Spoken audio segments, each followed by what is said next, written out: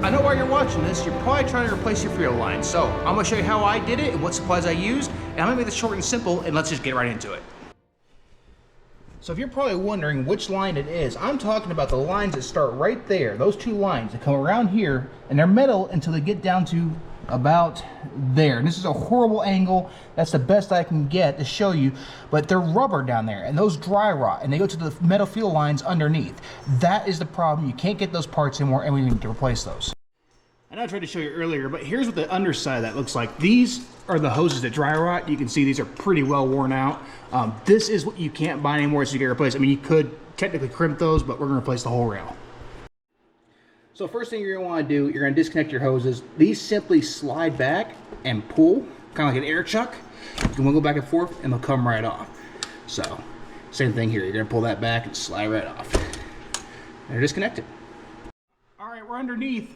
Right here is where they connect underneath along your rail. Again, same thing. Pull those back and slide loose. Now, I recommend putting something underneath to catch all that, which I got a drain pan here. And you can catch all that fuel that's about to come out.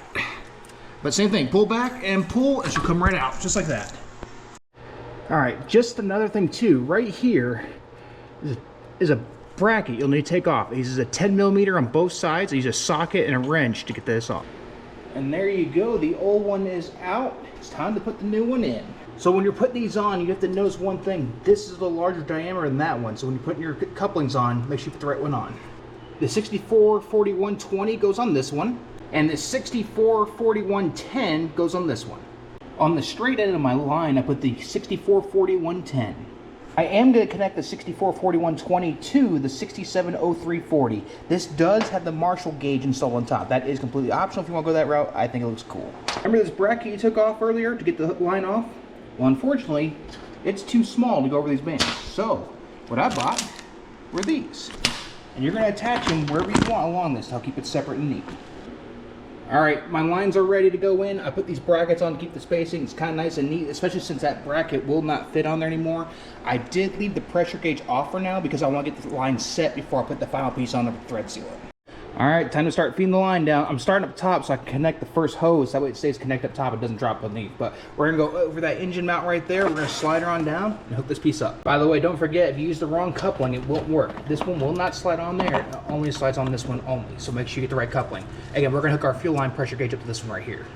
Alright, to get this on, this slides on. Do not have the nut on beforehand. See that little lip? It has to go over that. So you'll feel it, slide it on, take your nut, you're going to slide that over there, and you're going to start screwing it in. So just like up top, you're going to connect these down here. Again, slide those on, take your nut, you're going to put it over the rail and start tightening on that. And you'll take your wrenches and tighten up when you're done. The line with the gauge on it is this line here. The other line is this one here. Alright, now that we're back up top, it's time to install the other piece. I'm going to go and put my gauge on. I'm going to slide it to where I want it, which is going to be about right here.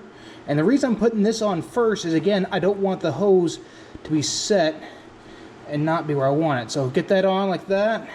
You're going to slide your nut on and tighten again. Okay, last but certainly not least, take your last hose, get your thread sealer on there, position how you want it, and let's get her on. One minor update. I said earlier I didn't reuse that bracket. I did. If you look, I did put it on one hose to hold it up. It made it look a lot nicer and a lot neater. So do use the bracket, put it on one hose, not two.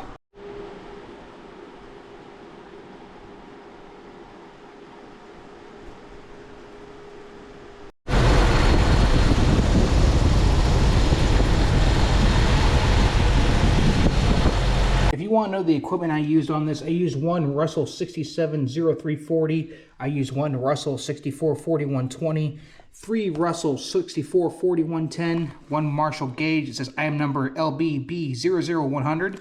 I also used some black hose separator clamps, 4N, and as well as 2 44-inch hoses from amplumbing.com.